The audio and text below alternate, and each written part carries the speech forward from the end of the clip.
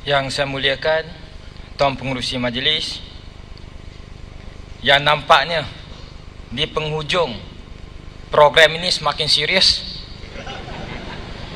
di mana beliau tadi memberitahu kalau misai Jason King ini bernilai 3 juta ringgit, tetapi berdasarkan kepada keseriusan yang ada pada wajah dia, di mana saya mentafsirkan kegarangan yang ada pada misai dan juga jambang dia tak kurang daripada 6 juta ringgit.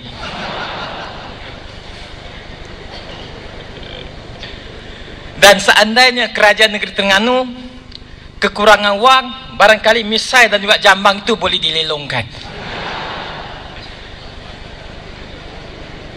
Kepada barisan pimpinan dan juga pentadbir Kuza, kepada dev-dev kehormat yang saya hormati dan saya kasihi, saudara dan juga saudari muslimin dan muslimah, saudara dan juga saudari yang bersama dengan kita pada pada tengah hari ini, dan biasa berceramah malam, tak biasa berceramah pada tengah hari dan juga pagi, agak lain sedikit, apatah lagi dengan waktu kecederaan yang diberikan kepada saya. Biasanya 10 minit ini tak cukup, kerana untuk mukadimah je 1 jam. Tetapi oleh kerana itulah ruang waktu yang diberikan kepada saya yang begitu pendek dan juga begitu singkat, maka saya akan mematuhi ruang waktu yang diberikan kepada saya, iaitu saya akan habiskan tepat-tepat pukul dalam masa 10 minit. Saudara dan juga saudari yang saya hormati sekalian, di mana kita telah dengar pelbagai cerita yang cukup menarik yang selama ini tidak kita ketahui daripada beberapa orang ahli panel yang ada di depan kita pada hari ini. Dan seperti mana yang saudara dan juga saudari sedia maklum, bahawa sebelum saya memeluk agama Islam, saya beragama Buddha. Keluarga saya semua beragama Buddha, dan bila kita sebut seseorang itu beragama Buddha, maka dia memang sembah agama Buddha. Dan ini pada hakikatnya adalah salah, khususnya kepada masyarakat Cina. Kerana orang Cina bukan sekadar sembah agama Buddha, anut agama Buddha, tetapi orang Cina juga sembah berbagai agama, seperti agama daripada Jepun, merupakan salah satu mazhab Buddha, Nichiren Shoshu dan juga sebagainya. Ada Buddha daripada Siam, ada Buddha daripada India, ada Buddha daripada negara Cina, dan juga ada Buddha daripada pelbagai aliran. Bukan sekadar orang Cina menyembah agama Buddha, mereka juga sembah berbagai dewa dan juga dewi. Mereka sembah Tok Pekong, mereka sembah Pau Kong, mereka sembah Datuk Kong, dan barangkali mereka juga sembah King Kong. Maka jadilah agama dia agama Kong kali Kong.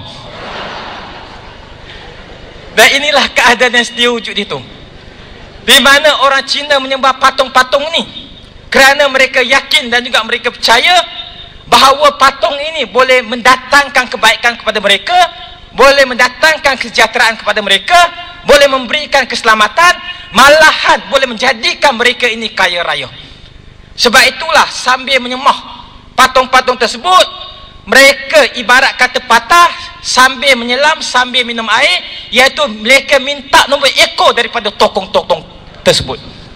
Termasuk juga memuja kubur-kubur dan juga macam-macam, yang kalau saya nak ceritakan pada hari ini 1-2 jam tak cukup. Secara detail saya boleh ceritakan dan juga sebagainya. Dan pada untuk menolak, di mana ramai di antara mereka berkahwin dengan orang Arab, berkahwin dengan orang Turki, berkahwin dengan orang-orang Islam daripada Asia Barat, di mana kalau kita sekali tengok, muka dia macam Karisma Kapoor, 2 kali tengok macam Jui Chawla, 3 kali tengok macam Kajol. Nasib baik tak kojo terus.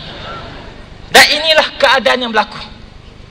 Dan ini sebagai satu bukti bagaimana Islam sudah bertapak di negara Cina.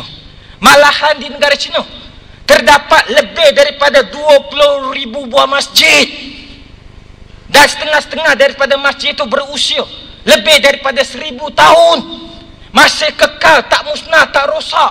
walaupun pernah diperintah oleh berbagai dinasti Cina, termasuk juga pernah diperintah sampai ke hari ini oleh rejim komunis. Tak rosak Islam di negara Cina punya kukuhnya, tapi di dalam negara kita ni, dalam masyarakat kita ni, nak cari masjid Cina susah sekali. Bukan saja susah sekali, tidak ada masjid Cina di dalam negara kita ni. Sebab itulah ada orang mencadangkan supaya kita buat masjid Cina, tetapi cadangan itu akhirnya tinggal satu cadangan, di mana tidak ada pihak yang mau pergi ke hadapan untuk melaksanakan penubuhan masjid Cina itu. Kerana di Malaysia kita sudah ada masjid Jamik, kita sudah ada masjid India, kita sudah ada masjid Pakistan, kita sudah ada masjid Kapitan, tetapi masjid Cina belum saja kelihatan. Tan juga. Sebab itulah, seandainya masjid Cina ini dapat kita laksanakan, tak kira siapa yang memulakan terlebih dahulu, khususnya kepada mereka yang benar-benar nak sebarkan Islam di kalangan masyarakat Cina, saya berkeyakinan bukan 100% tapi 220% bahawa Islam itu dapat kita sampaikan kepada masyarakat Cina, di mana menerusi penerangan dan juga program-program yang akan kita lakukan, mereka boleh terima Islam sebagai satu cara hidup walaupun bukan sebagai satu agama. Dan kerana itulah setiap daripada hadirin dan juga hadirat, termasuk juga kami yang ada di depan ini, perlu melaksanakan tanggungjawab ini dengan sebaik yang mungkin, iaitu cukup bagi mereka yang tidak mempunyai kemampuan daripada segi kewangan dan juga harta benda, cukup mereka memberikan sokongan moral, memberikan sokongan yang tidak berbelah bagi kepada usaha dan juga perjuangan, bukan saja untuk menegakkan, menubuhkan sebuah masjid Cina, tetapi untuk memertabatkan Islam, untuk mendaulatkan Islam, dan juga untuk menegakkan Islam di dalam negara kita ini. Dan dengan cara inilah, maka usaha-usaha kita untuk merentangi, untuk menghalang gerakan kristenisasi, gerakan daripada agama Hindu dan juga agama-agama yang lain, dapat kita lakukan.